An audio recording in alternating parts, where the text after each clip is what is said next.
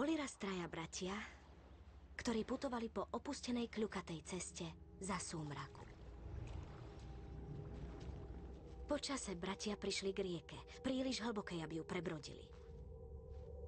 Ale keďže dobre ovládali čarodejnícke remeslo, len mávli prútikmi a urobili si most. Keď boli v polovici mosta, cestu im zahátala postava v kapucni. Bola to smrť. Cítila sa podvedená, pretože pútnici sa zvyčajne utopili v rieke. No smrť bola prefíkaná.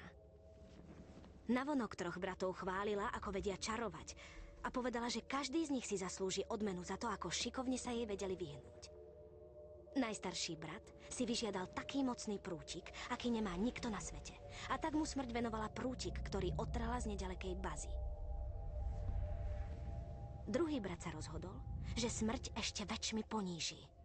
Vyžiadal si preto moc vrátiť milovaných ľudí zo sveta mŕtvych. Smrť zdvihla kamienok a povedala mu, že odteraz tú moc má. Napokon sa smrť obrátila k tretiemu bratovi. Ten bol z nich najskromnejší a požiadal o niečo, vďaka čomu by mohol chodiť po svete tak, aby ho smrť nenašla.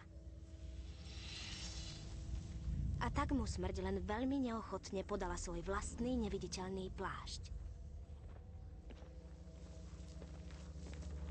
Prvý brat išiel do jednej ďalekej dediny, kde bazovým prútikom zabil čarodejníka, s ktorým sa kedysi pohádal.